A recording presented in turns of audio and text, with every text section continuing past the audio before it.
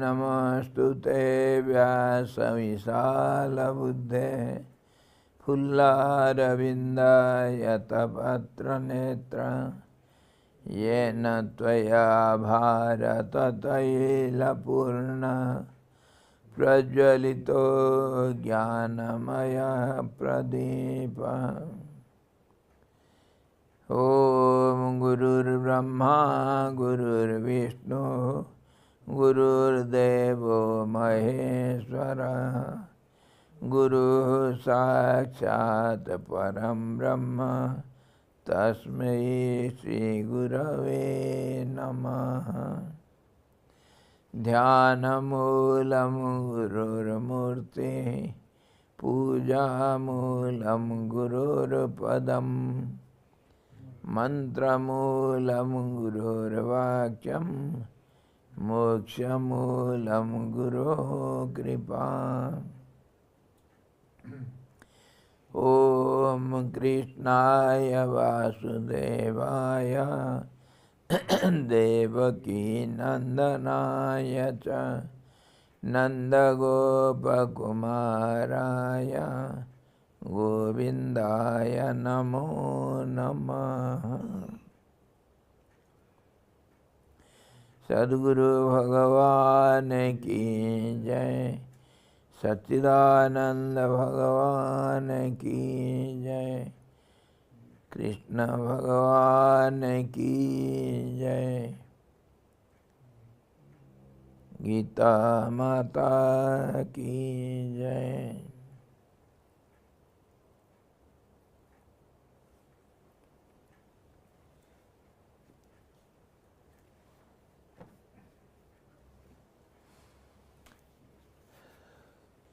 We are discussing Srimad Bhagavad Gita's 6th chapter, and yesterday we are discussing the 4th sloka of Yoga of Meditation, 6th chapter. Yada hi nendriyartheshu na karma svanusajjate sarva sankalpa sannyasi yogarudhastadochyate. Who is called established in yoga?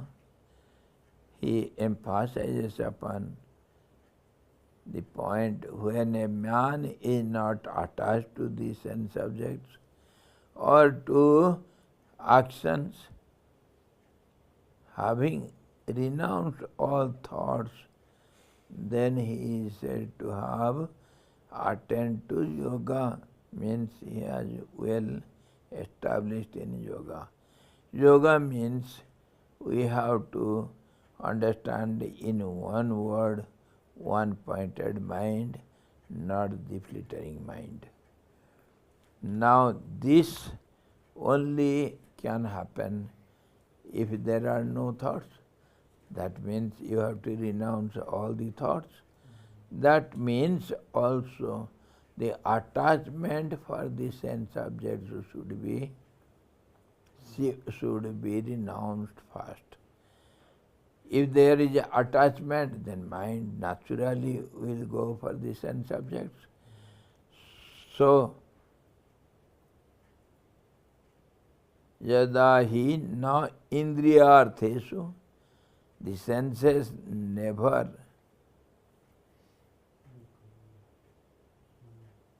are activated for something.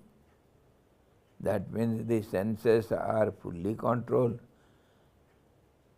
and the mind thoughts, they don't get the chance to be connected with the sense objects. Naturally, there will be no desires. We have already discussed one who has no desires, and now one who has no thoughts, renounce all the thoughts, he is able to get a one-pointed mind. And that too, that also says directly or indirectly when the senses are not activated, naturally there will not be any actions. And indirectly it means also, actions means senses are there. Senses means the contact with the sense object is there, and attachment is there, and desires are there. So naturally one will be selfish. One will expect the result of the actions. So when all this process is controlled, whole process is controlled, then one can get one-pointed mind. And then he is called, he has attained to yoga.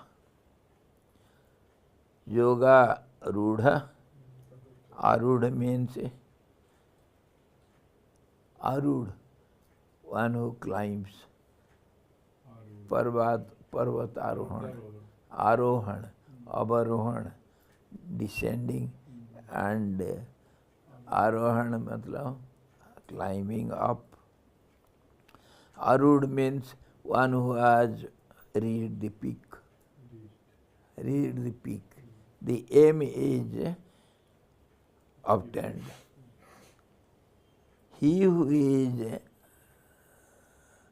enthroned or established in yoga, he is called Yogarudha.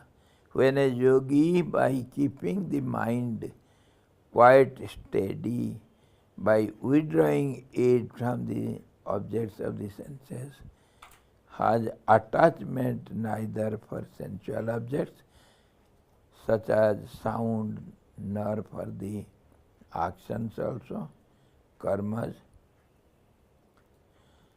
So in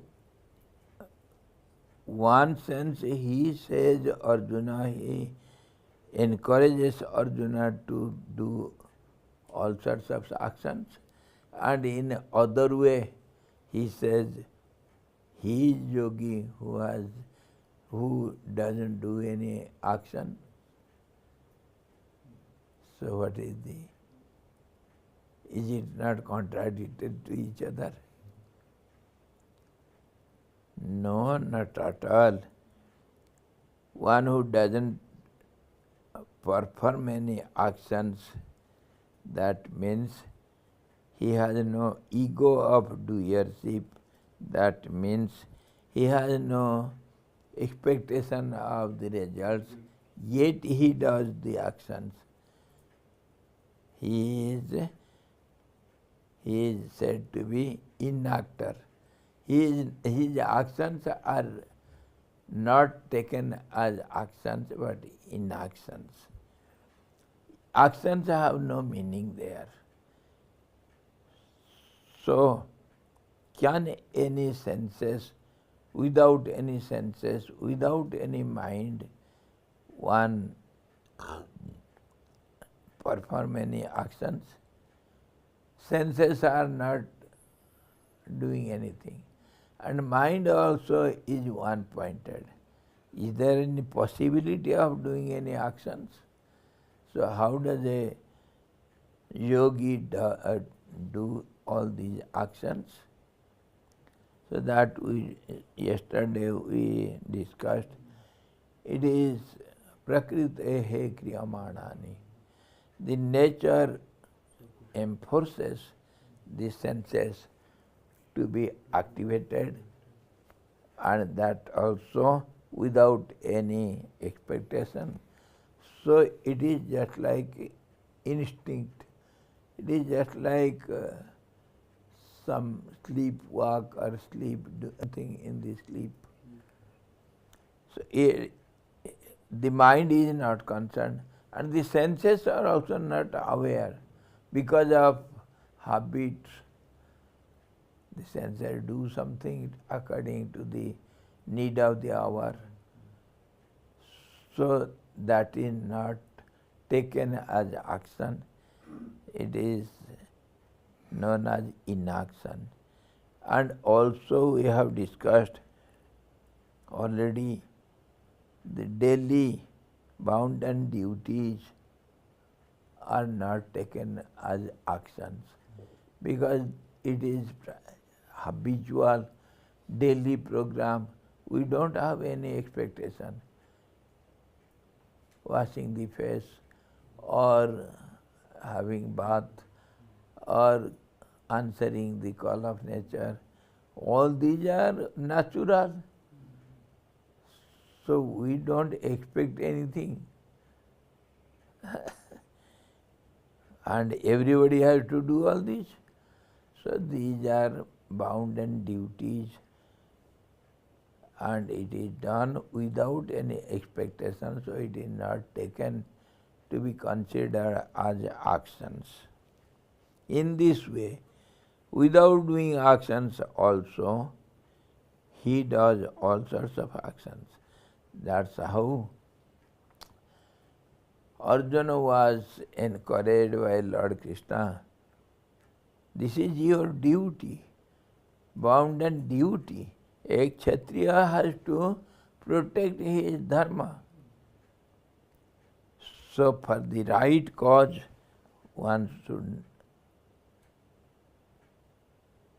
fight the battle, and that will not be considered as action. Hatva pisa iman loka na hanti na nibadhyate. Such a person, one who does the duty for duty's sake, he is never bound and nor he is doer of all these actions.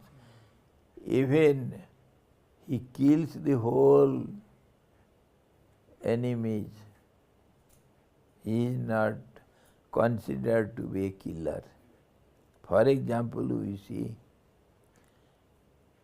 a soldier for the protection of the country, they kill so many terrorists and enemies who try to enter without permission into the territory. They are rewarded, not they are punished. And the same soldier, if he kills someone, one person, or harms some person for his selfish aim, he will be accused, he will be punished. This is how the judgment goes. So same action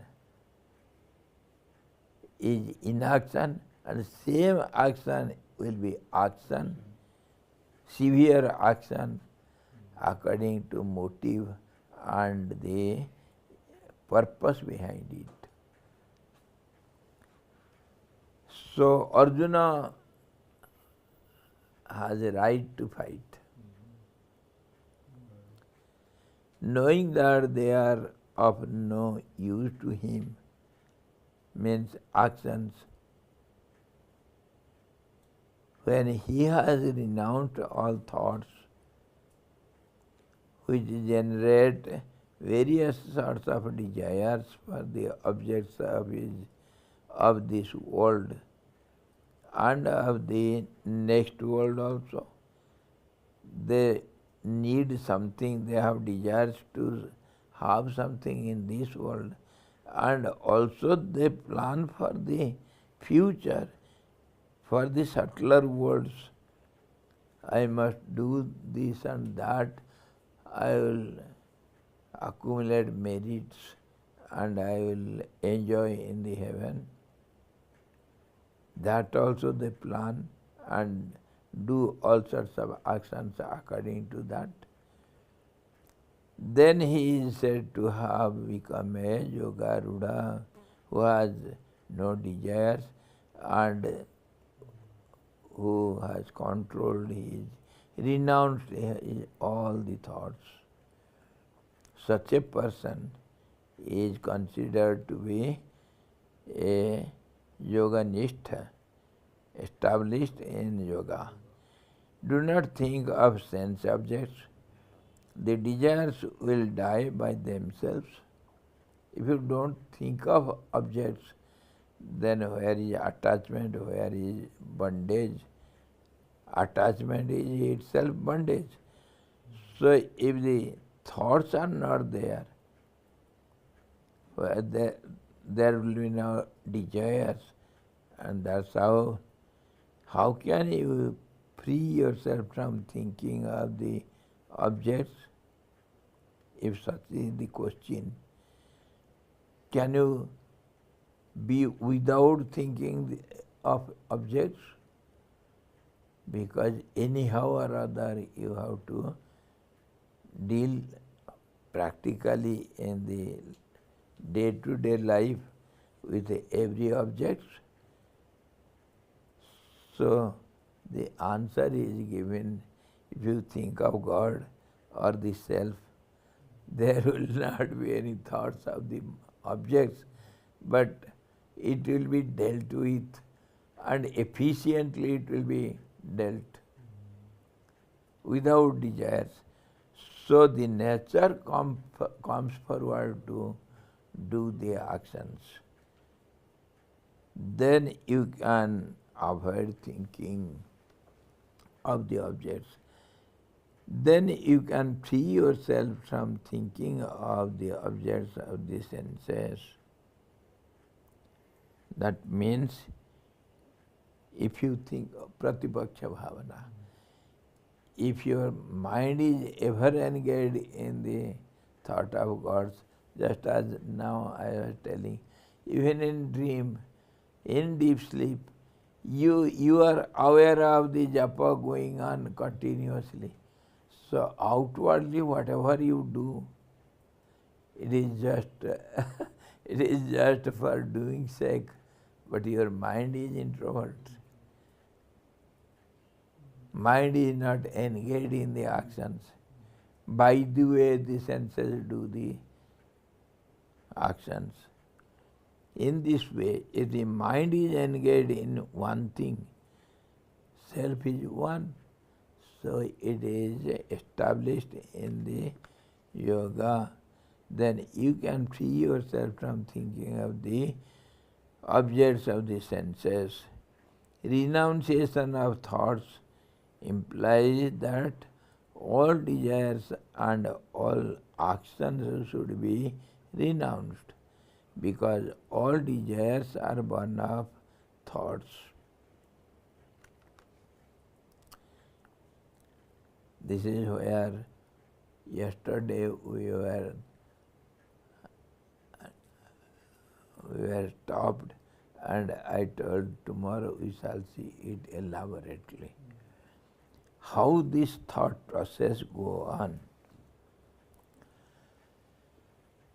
If we discuss always that mind is prana, prana is mind. These two names, they denote only one thing, that is the vibratory system according to our analytical seers.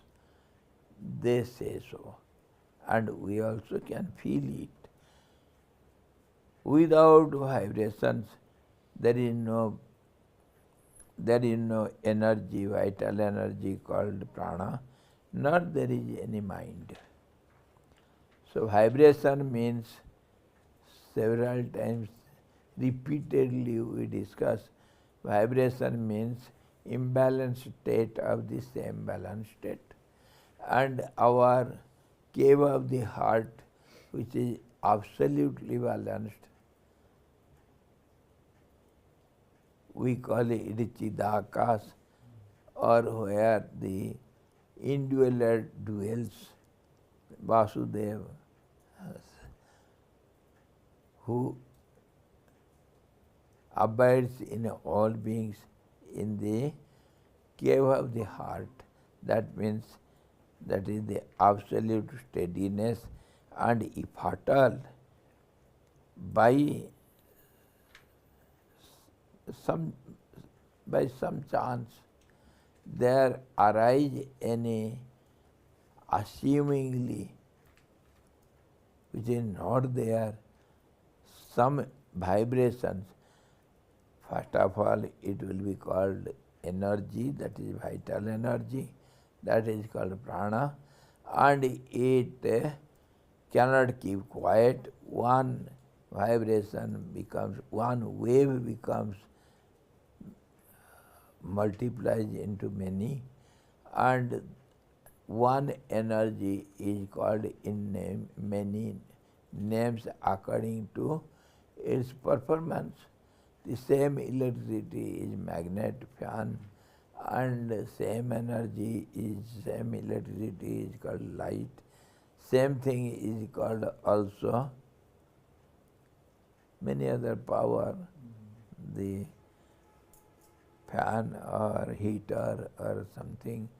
So many different forms we see of the same energy, it is electricity.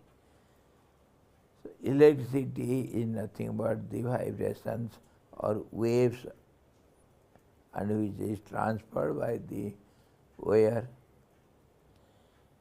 This is how one wave is turned to be many, and by the way it takes many names.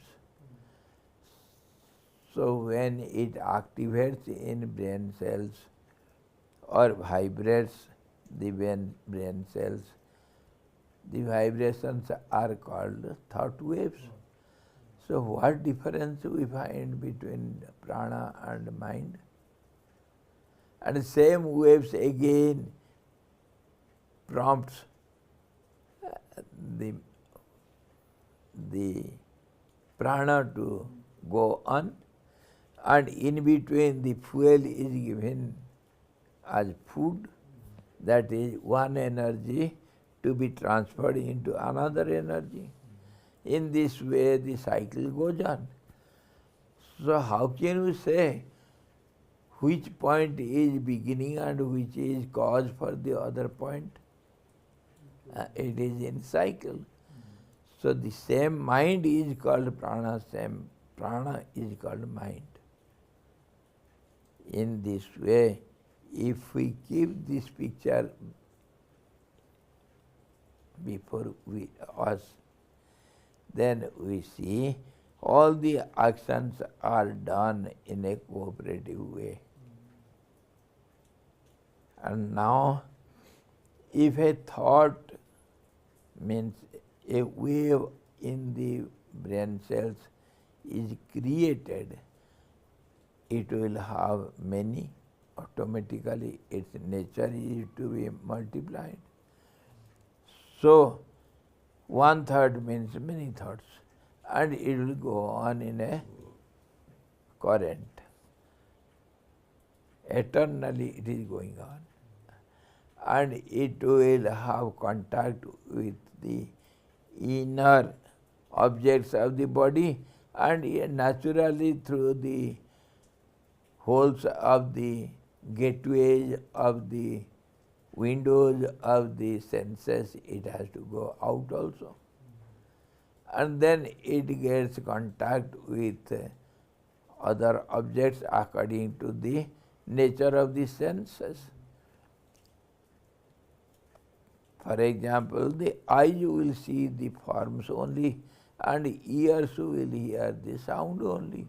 In this way, five senses of the knowledge, they have contact with the names and forms. And this is the process. So now, if one thought gets repeated again and again, it will not have similarity 100%. It will be different from each other. Difference is the law of nature. Then only it can multiply. The same waves, they cannot be two, they will be only one. 100% equal.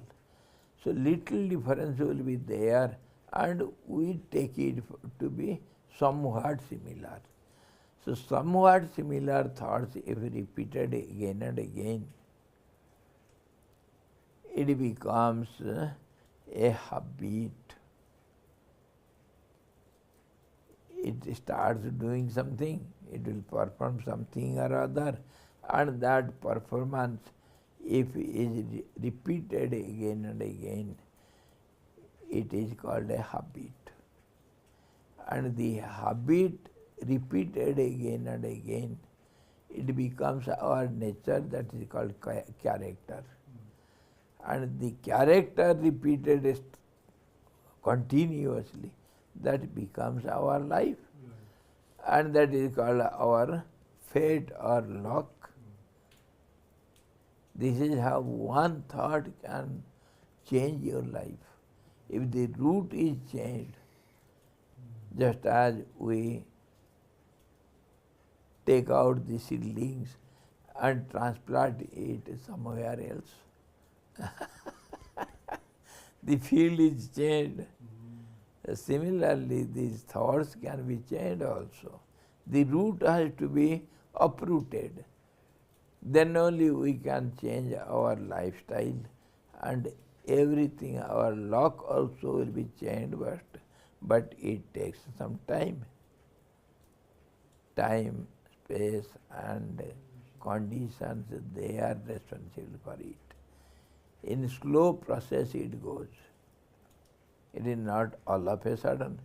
And the force implied to the thought, that is important. And if it is very strong means it is not disturbed by opposite thoughts. That is called strong thought. Just as one banyan tree in a very big area, there are no other trees to take the manure and other things from the soil, so one tree grows as it likes all round. So that is called willpower. If one thought is not disturbed by other opposite thoughts, that is called willpower, and that is called siddhi. That is called siddhi, and that is called satya sankalp. Whatever you think, it has to occur. It has to take the shape of the object. This is called willpower. This is called thought power. This is also called siddhi, the achievement. Siddhi means not to just go in the air or walk over the water. They are not called siddhis. Siddhis means success. And all these are only some milestones in the long journey to reach our goal. This is how, whatever you think, that you become. The saying goes, as you think, so you become. Now, if this is the process, we know it, see it and aware of it, then how can you have thoughts which are not useful for you? And this is how one can watch his mind. This is called watching the mind. Mind cannot slip away from your clutches. Sometimes we watch our mind, but mind is absent because we have no concentration of thoughts. They are flittering, so mind is engaged in other thoughts. We cannot watch the mind. Yes? So, from a relative point of view, the first he says is mind is prana, prana is mind. So, from a relative point of view, should we understand that the prana is fueling the thought or otherwise thought itself energizes by itself. Arey bhai, just now we discussed it is a cycle. One is cause for the other. How can you distinguish one from the other? In what way? How do you analyze? How can you say analytically? Huh? The same cause becomes effect and the effect becomes cause for the another effect. Cycle is nothing but the path of journey of one dot. This is the definition of a cycle in geometry. It is a journey of one dot. It changes its directions every moment. That's how it goes in a cycle. That is called cycle. And according to its place, it is named differently. So it is one only. When it is understood, the mind has no way to become restless. You will be able to watch the mind correctly, it cannot slip away. If the process is aware of, who is aware of this? The same mind. It knows itself. Oh, I am looking at myself. When you look at your own body, how can you be concerned about other bodies? Similarly, mind will watch itself, so it cannot go out of it. This is called watching the mind. Just as you watch your own face in the mirror, or you are aware of your nose, it is itching inside. How do you know what all the limbs of your body is in need of something? How do you know? Because you think of your body. Do you think of anybody else? This is how you watch your own self, own body. As a body, the body watches the body. Similarly, the mind watches the mind. And that we come afterwards to discuss Uddhared Atmana Atmanam. The mind has to rectify the mind. Nobody else is there. That's how it is said in one word. Indriyarni indriyarthe vartanta. The senses do everything for the senses. There is no other entity available here. And the nature does everything within the nature, for the nature, by the nature, from the nature. This is called our democratic government. It is by the people, for the people, from the people, in the people, after the people. Everything is concerned with the people. So, so it is a cooperative society. One is cause for the other. So mind is similarly acting within itself. There is no other identity or no other entity who will be responsible. If this is understood and watched again and again continuously, you are the witness, not the mind. You see, when we look at somebody else, do you think he is your own self? When you look at your clothes, it has become dirty. It has to be washed. Do you identify yourself with the cloth? The witness becomes differentiated by itself when it watches something. So when you watch your mind, automatically, unknowingly, indirectly, you become different from the mind. And that is called watching the mind. That is the benefit of watching the mind.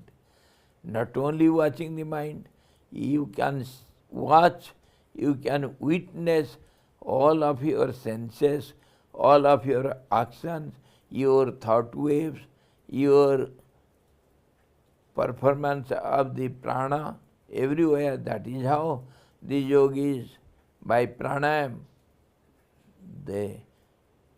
they control the whole body system. They will be the director of the prana and mind. In this way, it is not an easy process.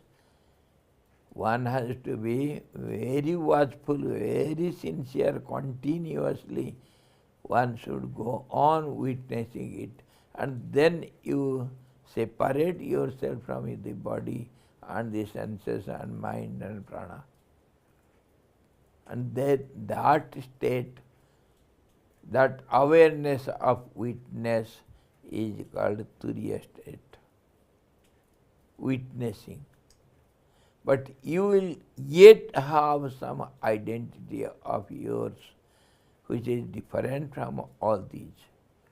And in the end, in nirvikal samadhi, it will be deleted. That identity of witnessing will be deleted. By itself it is continuously continuous. That means continuously going on. A time will come, it will disappear by itself. How long it can remain? The momentum disappears, so the identity also disappears. Momentum of watching, that disappears, that dissolves. This is very, very subtle process. And if one knows this and becomes aware of it, then it becomes easy for practicing.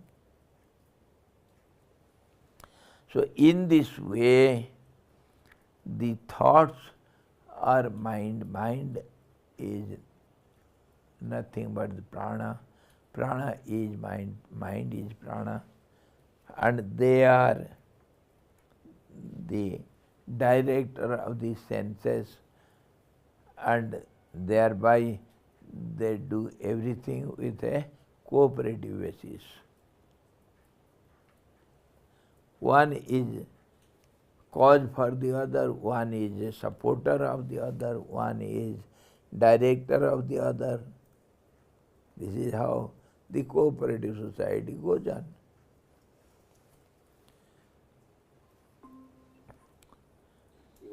So he is, and thereby they do everything. ये क्या हो रहा है? जो feedback आप ही हैं वो, मैंने फीडबैक वो ऑन कर दिया उन्होंने स्पीकर। कोई कर दिया, ये हमारे अंदर कोई कर दिया। अच्छा, अभी कोई ज्वाइन हुआ है उसका speaker. You think fast and then act. You think fast and then you act. From this we can understand this process. Action is afterwards, thoughts are fast. You think fast and then act, strive. Afterwards to possess the objects. Possess the objects. Before that also contact with the objects and desire for the objects, and then possessing the object. Possessing the object means to have this near you, it is not you. And you can use as you like, that is called possessing, dominating. And that is also not always possible, but we want to do so, because everything is changing. So that is not possible always. That's how we are failure in fulfilling the desires. And by the time when we try to fulfill one desire, the other desires are created by the flittering of the mind. So which desires you are going to fulfill? The moment it is about to be fulfilled, the mind has changed its route. And this is how our Preman Swamiji, he used to give the example. You see, yesterday at daytime I wanted to eat some bananas, and today early morning somebody gave me some bananas. It was cold, I was sneezing. I had little cold morning. So I refused it, and at that time I wanted to eat a mango. And at midday somebody presented me the mango, and it was too hot. I was having little loose motion. So I said, no, I don't want mango now. I want some. In this way, what we want in the course of time, we get it. But by that time, the other desire is dominating over the prior desire, and we are helpless. जो चाहा वो पाया नहीं, जो पाया वो चाहा नहीं, भाया नहीं, जो भाया वो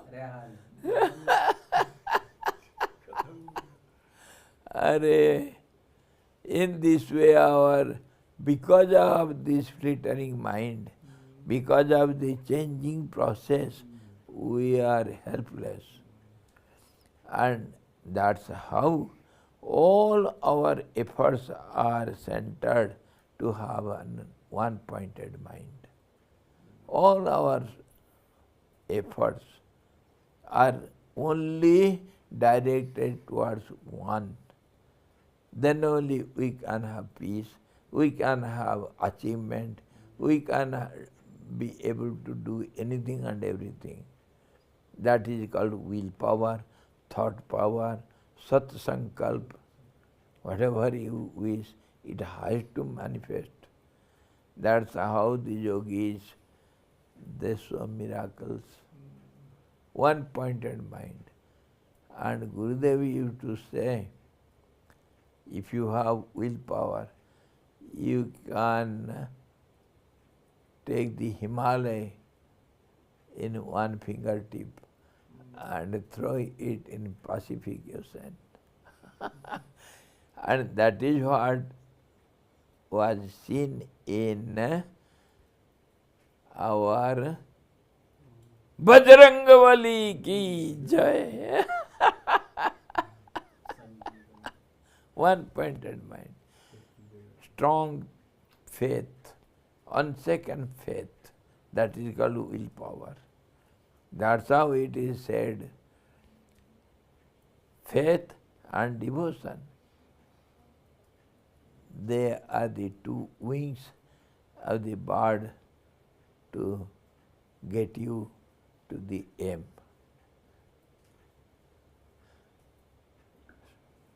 Swamiji?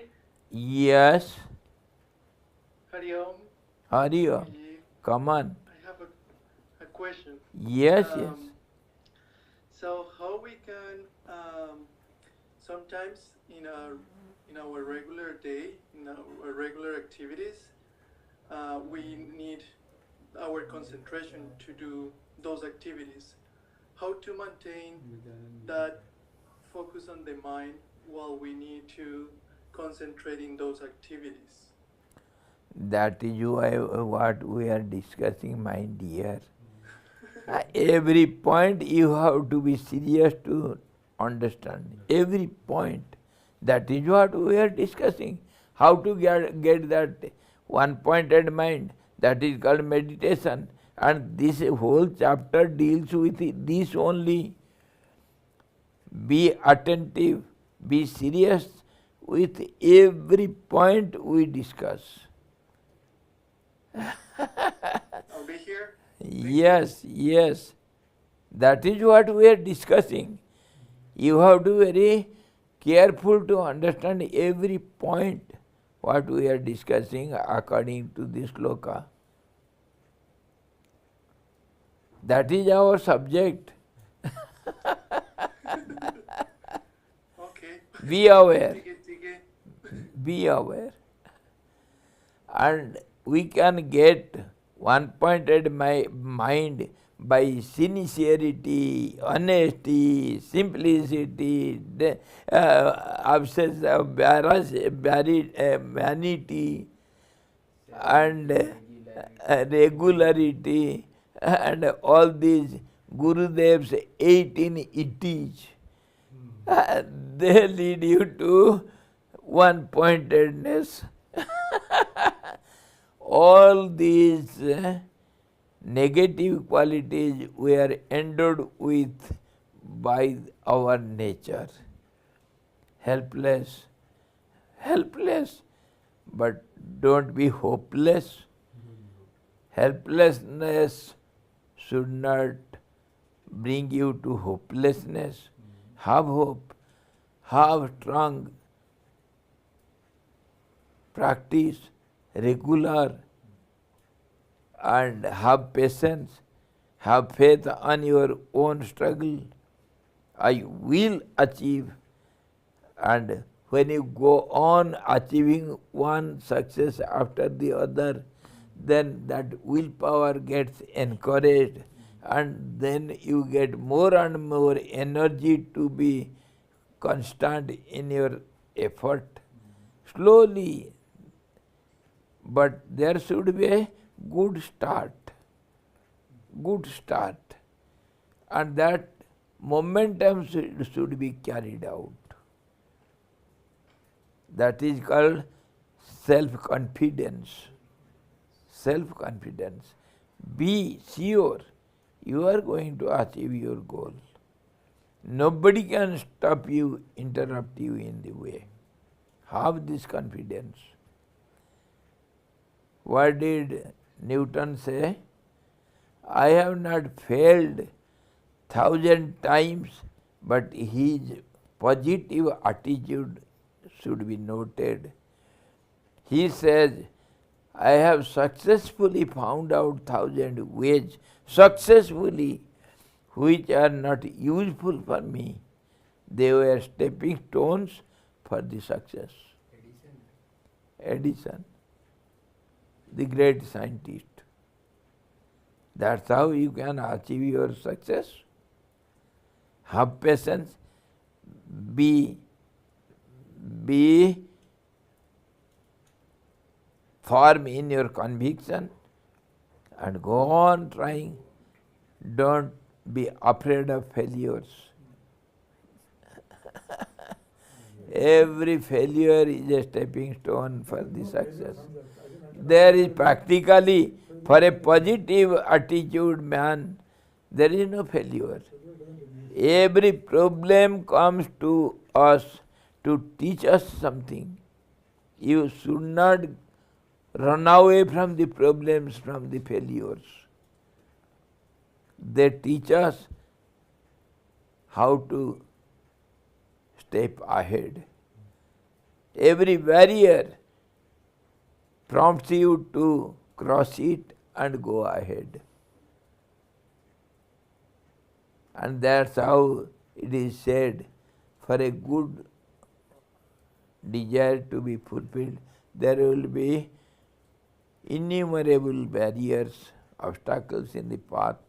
You have to struggle. You have to work against it. You cannot run away from the failures or problems. That is your your problem. Everybody has to be alert to get it. That's why I said one should have a good starting. Have you not seen the runners in the running race?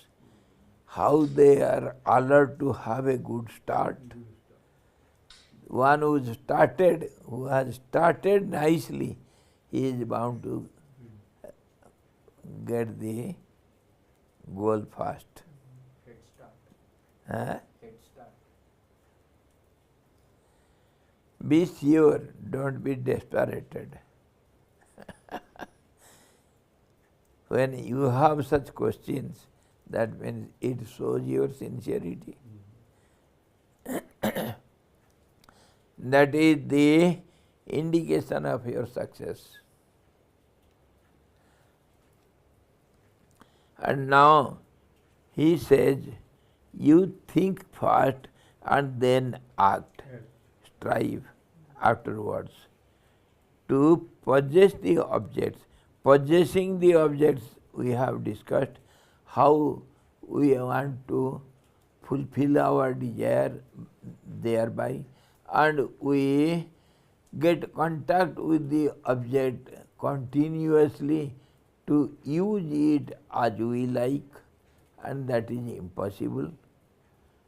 And that's how we are frustrated. No desires are ever fulfilled. If one desire is filled up, then other 10 are standing beside. We are also there here. How can you go away? So this is how possessing the objects is not the way to get happiness, or that is not called success. But renouncing it, we get success. That's how the Indian philosophers say, give up, you will get. Whereas the Eastern philosophy says, Western philosophy says, search, you will get. One is opposite to the other. Search you will get, and give up you will get. Both, of course, in the end come to the same point. The process is different.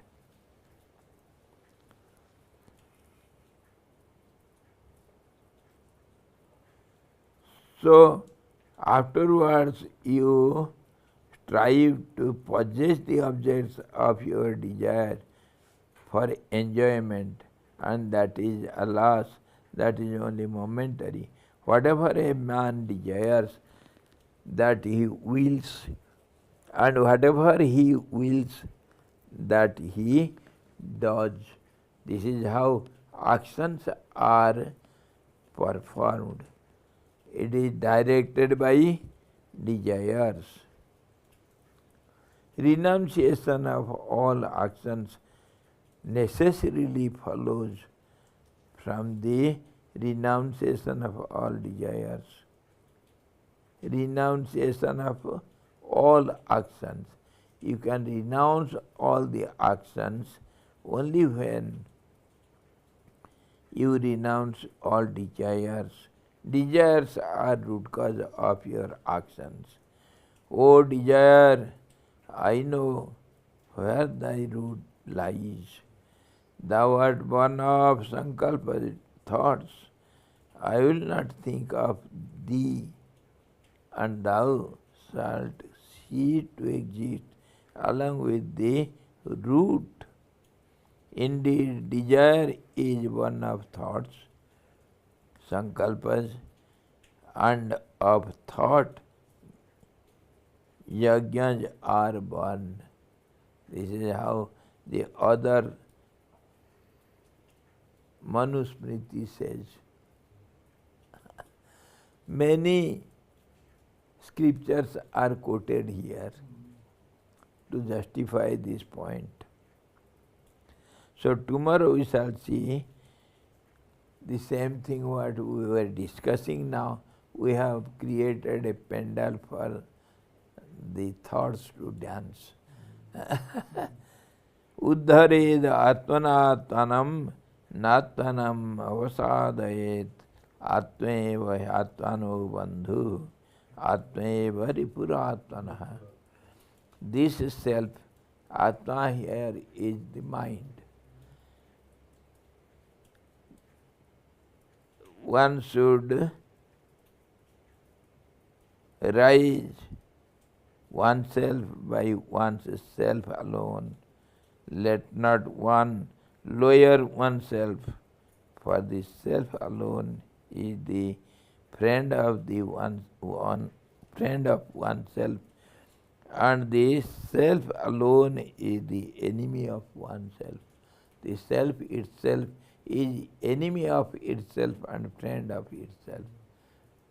So this is, we shall see tomorrow, and we have dealt a little of this today, how the thoughts they work and how the same mind can purified by the same mind and can be improved by the same mind.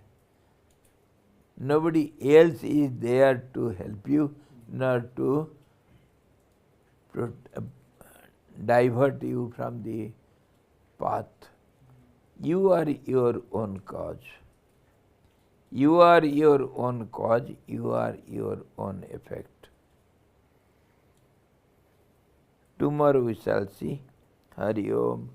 Purnamadaha Purnamidam Purnat Purnamudachyate Purnasya Purnamadaya Purnamevavasishyate. Om Shanti Shanti Shanti. Sadguru Bhagavan ki jai. Sachidananda Bhagavan ki jai. Krishna Bhagavan ki jai. Gita Mata ki jai.